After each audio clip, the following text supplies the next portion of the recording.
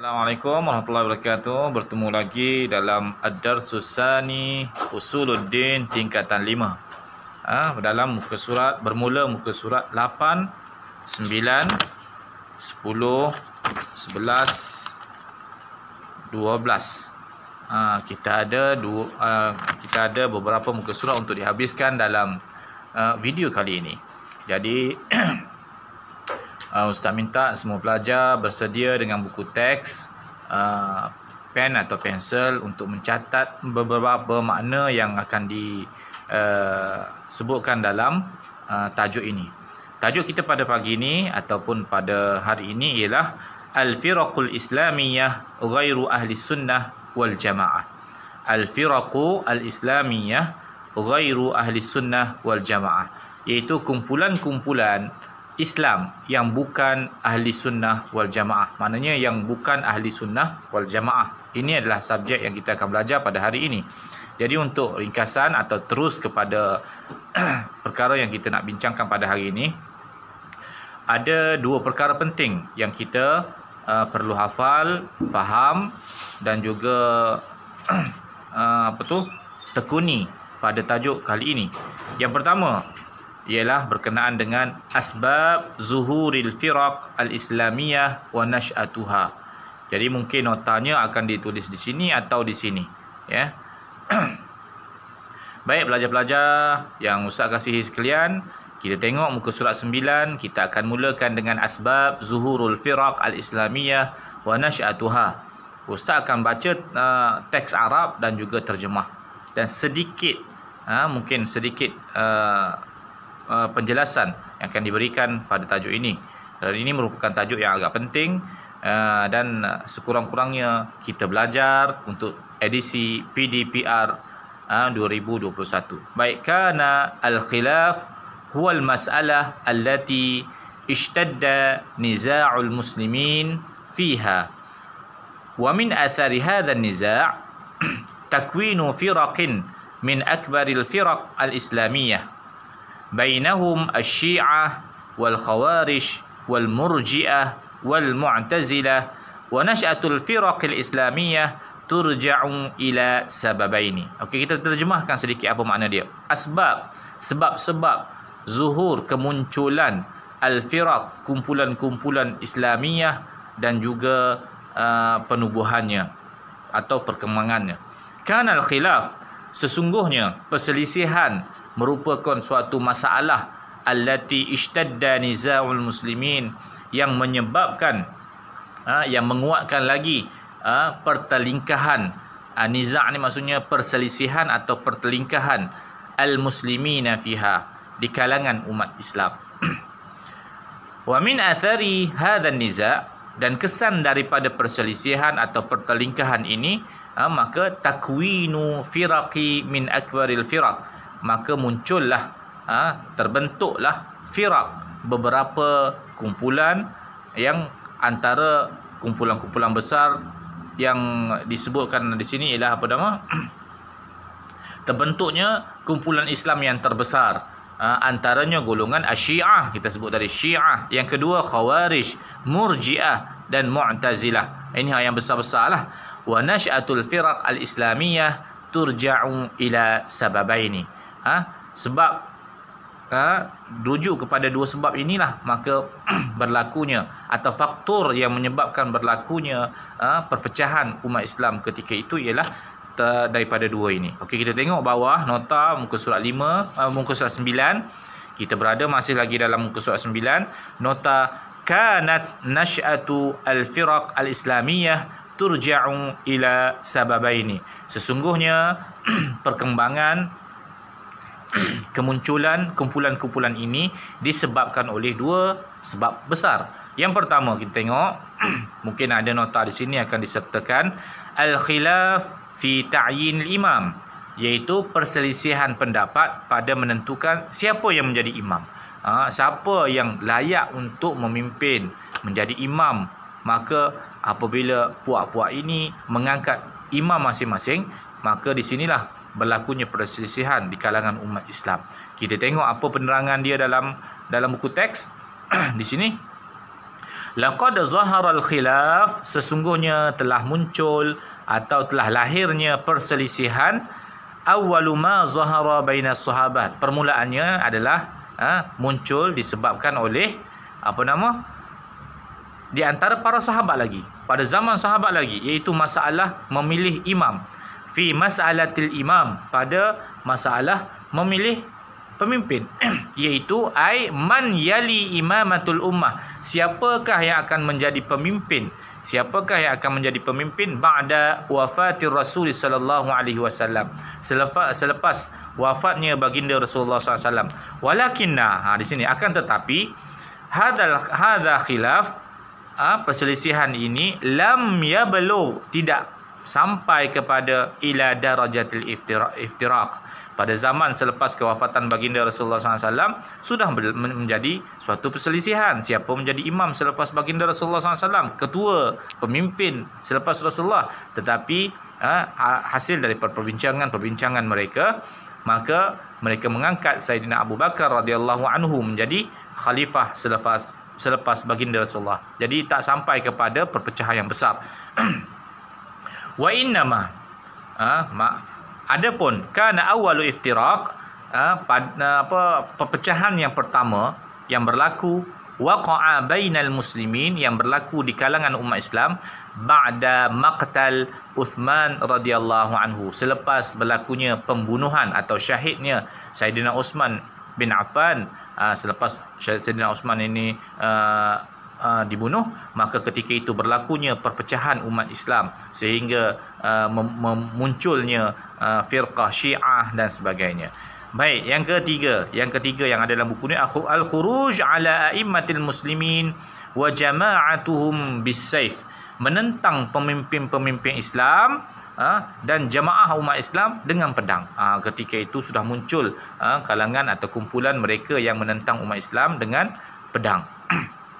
Baik, yang kedua, apakah sebab berlakunya perpecahan umat Islam? Yang kedua ialah al-khilaf fi usuluddin, iaitu perbezaan, perselisihan dalam perkara asas, usuluddin, pada perkara asas dalam agama. Apa yang disebutkan di sini? Pertama, ikhtilafut tadad al-muaddi, perselisihan yang berlawanan. Mereka perselisihan yang perbezaan yang bertentangan yang membawa kepada at-tanazu' fid din, membawa kepada konflik ataupun perselisihan dalam agama. Yang pertama. Yang kedua, al-khuruj an i'tiqadi ahli sunnah wal jamaah fi aslin atau akthar min usuluddin. Khuruj, mereka terkeluar daripada i'tiqad ahli sunnah wal jamaah fi aslin, pada perkara yang penting, yang asal ataupun asas-asas agama yang lain, au akthari, satu asas agama atau asas agama yang lain. Maksudnya mereka berbeza pendapat pada pandangan tentang usuluddin. Itu yang kedua, khilaf fi usuluddin. Yang ketiga, al-iftiraq wal i'tizal, perpecahan dan i'tizal ni pengasingan. Pengasingan an jama'atil muslimin wa imam, mereka pergi jauh daripada jama'atil muslimin, jemaah orang Islam, dan juga imam orang muslim. Maka ketika itu mereka menubuhkan menubuhkan kumpulan-kumpulan baru. Okey, kita berhenti sekejap dan kita akan sambung sekejap lagi berkenaan dengan beberapa al-firaq al-islamiyah yang disebutkan, kumpulan-kumpulan yang mereka meletakkan diri mereka adalah Islam. Antaranya Khawarij, Mu'tazilah dan Syiah. Tiga kumpulan ini kita akan belajar pada next video ataupun selepas ini. Jadi setakat itu dulu. Assalamualaikum warahmatullahi wabarakatuh. Okey, anak-anak pelajar yang dikasihi oleh Allah SWT, kita teruskan sambung video ini pada muka surat 10.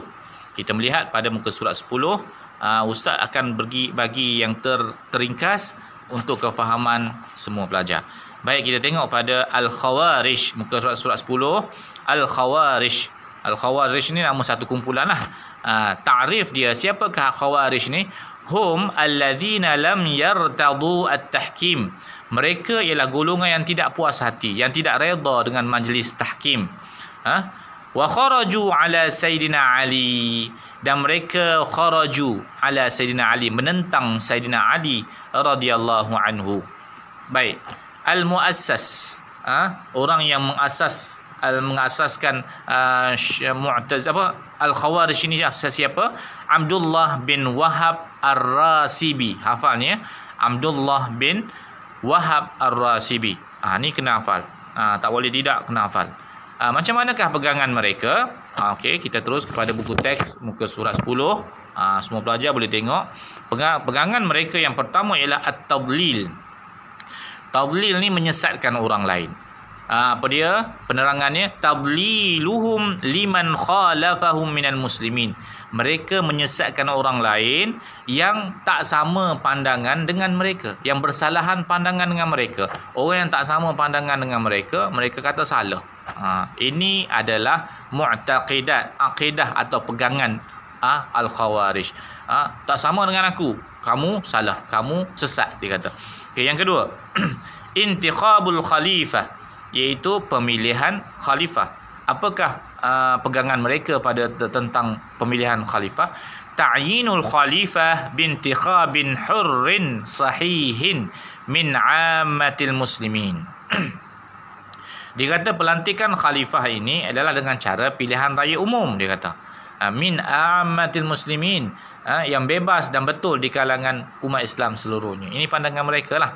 Sebab pandangan masyarakat selepas baginda Rasulullah SAW ni, pemimpin adalah di kalangan orang Quraisy. Jadi dia taksir lagu tu, dia nak siapa-siapa boleh jadi pemimpin dengan dengan intikhab hurrin, dengan pilihan raya yang bebas. Okey, yang ketiga, kita terjemahkan dulu. Tak faham ke, selepas ini boleh bertanya dalam WhatsApp. Okey, nombor 3, ghairu Quraisy.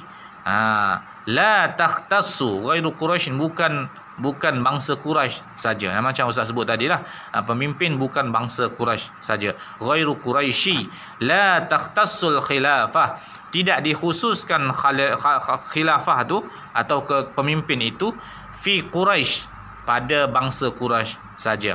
Bal annasu fiha sawa, bahkan semua manusia boleh menjadi pemimpin asalkan dia berkelayakan. Itu pandangan atau pegangan al-Khawarij. Seterusnya nombor 4. Nombor 4, at-takfir. Orang Khawarij ini suka mengkafirkan orang. Kalau kita jumpa orang suka mengkafirkan orang ni, boleh jadi dia ada fahaman ataupun pegangan al-Khawarij.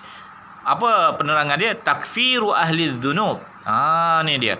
Orang dia mengkafirkan pelaku-pelaku dosa, ma'a adami tafruqah, tanpa membezakan baina dzambin wa dzambin. Tak kira dosa gapo apa orang buat, kafir jadi. Dahsyat. Maksudnya keras.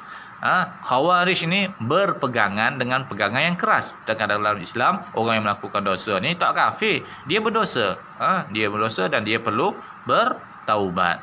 Okey, yang terakhir, yang kelima, masih dalam muka surat 5, al-khuruj. Ini pegangan mereka, al-khuruj, ataupun membantah atau menentang. Maksud khuruj ni membantah atau menentang atau keluar. Khurujuhum an a'immatil muslimin, mereka keluar daripada pemimpin-pemimpin Islam, i'tiqadan wa amalan, secara i'tiqad dan juga secara amalan. Mereka tak samalah cara pegangan mereka dari sudut mereka dengan pemimpin-pemimpin Islam, mereka tak sama. Itu al-Khawarij. Okey, taib. Al-an kita berpindah kepada muka surat sebelah, iaitu muka surat 11. Okey, muka surat 11. Kita tengok pada Al-Mu'tazilah. Video kali ini agak panjang, mungkin menjangkau sampai 20 minit. Jadi kelas kita pada hari ini, PDPR kita pada hari ini, pelajar-pelajar kena stay, kena tumpukan hampir 20 minit. Baik, Al-Mu'tazilah muka surat 11. Ustaz pergi dalam kadar yang paling laju dan anak-anak pelajar boleh faham. Yang paling penting ada buku teks di hadapan. Baik, Al-Mu'tazilah at-ta'rif. Kena hafal takrif dia. Apa dia? Hum at'abu Wasil bin Ata. Mereka adalah pengikut Wasil bin Ata. Mu'tazilah ni adalah pengikut Wasil bin Ata, nama orang. Ikhtalafa Wasil ma'a ustadhihi. Wasil ni berselisih pendapat dengan gurunya Al-Hasan Al-Basri. Wasil berselisih pendapat dengan Hasan Basri fi hukmin, pada hukum murtakabul kabira, orang yang pelaku dosa besar. Dia berbeza pendapat di situlah pada masalah dosa besar. Baik, muassis dia. Siapakah muassis atau pengasas kepada Mu'tazilah ni? Orang tadilah Wasil bin Ata. Al-mu'taqidat, pegangan Mu'tazilah ialah pertama dari sudut tauhidnya. At-tauhid wujubu ma'rifatillah bil aqli, wajib kenal Allah dengan akal. Ini Mu'tazilah. Yang kedua, ingkaru sifatul ma'ani, menafikan sifat ma'ani Allah Subhanahu wa taala. Orang-orang Mu'tazilah ni dia nafikan sifat ma'ani, sedangkan ahli sunnah wal jamaah menetapkan supaya faham tentang atau kekal dengan sifat ma'ani Allah SWT. Yang ketiga tentang tauhid, al-qawlu bi khalqil Quranil Karim. Mereka mengatakan, mereka berpendapat bahawa Al-Quran itu makhluk. Berbeza dengan ahli sunnah wal jamaah mengatakan Al-Quran ialah kalamullah. Tayyib. Yang keempat, nafi ru'yatullah. Orang Mu'tazilah menafikan, menidakkan dapat melihat Allah Subhanahu wa taala lima yaqtadi minat tajsim wal jihah, kerana ia membawa kepada tajsim, berbentuk, dan juga jihah, iaitu ada sudut. Pada pandangan mereka berfikir dengan akal bahawa orang Islam tidak boleh melihat Allah, sedangkan ahli sunnah wal jamaah mengatakan manusia boleh melihat Allah di akhirat kelak dalam syurga. Baik, itu secara ringkasnya. Kita pergi nombor 2 sebab kita nak laju untuk tajuk yang agak panjang ini. Nombor 2, keadilan, al-adlu. Apa yang dimaksud dengan keadilan di sini ialah mengatakan al-qawlu bil hasan wal qubhi al-aqlayaini. Mengatakan baik dan buruk itu kedua-duanya berdasarkan akal semata-mata. Tak ada kehendak Allah SWT dan sebagainya. Mereka menafikan segala-galanya itu. Okey, nombor 3, al-manzilah bainal manzilataini. Ini adalah pegangan mereka, al-manzilah bainal manzilataini. Apa dia? Dia sebut apa? Murtakabul kabirah, orang yang melakukan dosa besar, fi manzilatin, akan tinggal, akan duduk, akan dikenakan tempat kediaman mereka di akhirat besok, fi manzilatin, di satu tempat kedudukan, baina manzilataini, iaitu antara dua rumah. Yang dimaksudkan di sini adalah antara syurga dan neraka. Wala syafa'atul lahu, tidak ada syafaat bagi mereka. Sedangkan kita belajar pada pelajaran pertama, orang yang melakukan dosa besar masih lagi berpeluang untuk mendapat syafaat Allah Subhanahu wa taala melalui baginda Rasulullah SAW dan lain-lain lah. Okey, nombor 4, al-wa'du wal wa'id. Al-wa'du wal wa'id, janji baik. Al-wa'du, janji baik, wal wa'id, janji buruk. Allah Subhanahu wa taala yuridul khair wala yuridus syarr. Pada pandangan mereka Allah ni nakkan yang baik saja. Tak nak benda buruk. Sedangkan ahli sunnah wal jamaah mengatakan Allah berkehendak kepada yang baik dan juga berkehendak kepada yang buruk. Tayyib. Nombor 2, al-'abdu yakhluqu af'alu nafsahu al-ikhtiyariyah. Hamba melakukan perbuatannya secara pilihannya sendiri. Manusia mencipta perbuatan sendiri secara pilihannya sendiri. Itu. Sedangkan manusia Allah ciptakan suatu pilihan untuknya. Baik, saya terusnya. Wujubul lillah, wajib bagi Allah, tanfidul wa'di wal wa'id, melaksanakan janji baik dan janji jahat, janji buruk. wa wujubu lahu irsalur rasul, dan wajib bagi Allah untuk hantar rasul. Sedangkan ahli sunnah wal jamaah mengatakan bahawa Allah harus melakukan apa sahaja kehendaknya. Berbeza dengan Mu'tazilah, dia kata Allah wajib. Di sini adalah suatu perkara pegangan yang tidak sepatutnya berlaku pada umat Islam. Mu'tazilah walaupun mereka mengaku mereka adalah kumpulan Islam, tetapi mereka terkeluar daripada ahli sunnah wal jamaah. Tayyib, al-akhir, nombor 5, al-amru bil ma'ruf, iaitu menyuruh kepada perkara kebaikan. Wujubul amru bil ma'ruf, wajib melakukan perkara kebaikan, wan nahyu 'anil munkar. Wajib melakukan perkara kebaikan dan mencegah kejahatan. Sama dengan macam ahli sunnah wal jamaah juga pegangan mereka. Sebab itu mereka ni kata mereka masih lagi dalam firaq al-islamiyah. Jadi apabila kita mengenali beberapa pegangan mereka, dan kita bertemu dengan orang yang berpegangan begini, kita fahamlah mereka ada masalah kefahaman Mu'tazilah di sini. Jadi kita teruskan kepada muka surat 12. Baik, seterusnya kita pergi pada muka surat 12 berkenaan dengan Asy-Syiah. Asy-Syiah dah. Asy-Syiah muka surat 12, buku tingkatan 5, Usuluddin. Asy-Syiah at-ta'rif. Kita tengok pada ta'rif dia, hum alladzina yarawna anna al-ahaqqa bil khilafati ba'da Rasulillah sallallahu alaihi wasallam Aliun bin Abi Talib radhiyallahu anhu. Ustaz terjemahkan, pelajar bersedia untuk pertama sekali faham, hafal, insya-Allah mudahlah untuk jawab biasa. Hum, mereka ialah alladzina yarawna, yang berpendapat, annal ahaqqa, orang yang paling berhak, untuk menjadi khalifah ba'da Rasulullah sallallahu alaihi wasallam, selepas Rasulullah, siapa? Ali bin Abi Talib. Inilah Asy-Syiah, satu kelompok yang lari daripada pemimpin umat Islam kerana mereka beranggapan bahawa Sayyidina Ali adalah orang yang paling layak menjadi khalifah selepas Nabi Muhammad sallallahu alaihi wasallam. Al-Muassas, dia siapakah yang mengasaskan? Kita tengok sini, ikhtalafal ulama, berbeza pendapat ulama fi tahdid, pada menentukan muassas firqatus syiah. Kumpulan Syiah ni siapa orang yang mengasaskan? Li tafarruqihim ala firaqin saghiratin mutaaddidatin.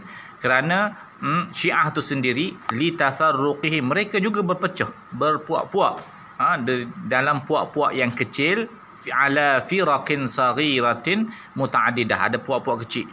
Waqila, ada yang berkata, anna Abdullah bin Saba', nama orang ni kena ingat Abdullah bin Saba' huwa alladhi assasa firqatahu al-ghaliyah. Dialah orang yang mengasaskan kumpulan Syiah yang terkemuka tu, al-ghaliyah. Maksudnya Abdullah bin Saba'. Kena ingat, bila sebut Syiah, siapa pengasas dia? Abdullah bin Saba'. Berbeza dengan Khawarij tadi, Abdullah bin Wahab ar-Rasibi. Kena beza situ kena faham, hafal dan kena ingat ta'rif dia, muassas dia siapa. Okey, yang terakhir dalam tajuk ini iaitu al-mu'taqidatus syiah, iaitu apa dia? Pegangan Syiah. Yang pertama, at-taqiyah. At-taqiyah, gapo dia? Apa dia taqiyah? Jawazut taqiyah, bagi orang Syiah ada keharusan untuk bertaqiyah. Wahiyat tazaharu bi'aksil batil. Kenapa ni? Taqiyah ni gapo? Ya, at-tazahar bi'aksil batil.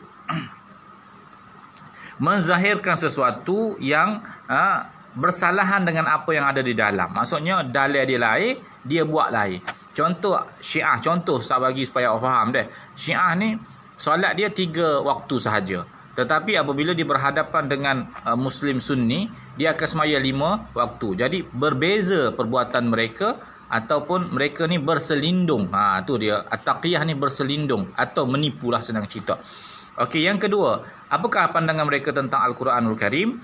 Al-qawlu fi tahrifil Quran, mengatakan terdapat, mereka kata Quran ni terdapat penyelewengan atau pertukaran, satu penyelewengan yang berlaku pada Al-Quran. Bagi mereka Al-Quran yang ada pada hari ini sudah pun diseleweng atau adanya penyelewengan. Ini mu'taqidatihim lah. Okey, seterusnya nombor 3, zawajul mut'ah. Zawaj, perkahwinan mut'ah. Mut'ah ni perkahwinan mut'ah lah. Apa dia perkahwinan mut'ah? Perkahwinan kontrak.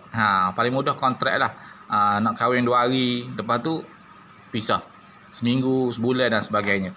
Jawazu zawajul mut'ah. Harus untuk berkahwin mut'ah pada mereka. Kita ahli sunnah tak boleh dah. Tak boleh kahwin kontrak. Okey, seterusnya nombor 4, as-salah. Adami wujubi salatil Jumu'ah. Bagi setengah pandangan kelompok Syiah ni dia kata apa? Adami wujud, tidak wajib untuk solat Jumaat. Nak semaya, tak semaya pun tak apa. Jadi di kalangan kita kalau ada yang haruskan solat Jumaat, maka dia ni boleh jadi Syiah lah.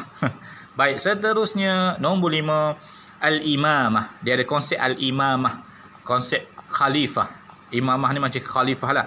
I'tibarul imamah min arkanil iman. Mereka menganggap bahawa imamah ni, khalifah ni adalah rukun iman bagi mereka.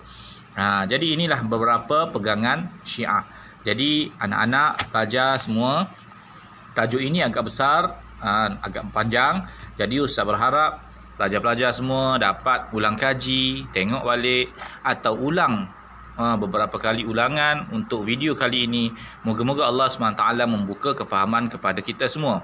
Jadi apa yang Ustaz sebut pada hari ini semuanya termaktub di dalam kitab Usuluddin tingkatan 5. Jadi mungkin ada kesalahan dari sudut bacaan atau terjemahan, maka Ustaz minta sama-sama kita membetulkan apa yang ada dalam buku teks ini. Jadi untuk akhirnya, macam biasa, latihan at-tadribat muka surat 13. Ustaz nak pelajar jawab at-tadribat alif atau nombor 1 tu, ajib an as'ilah al-atiyah, alif ba jim dal.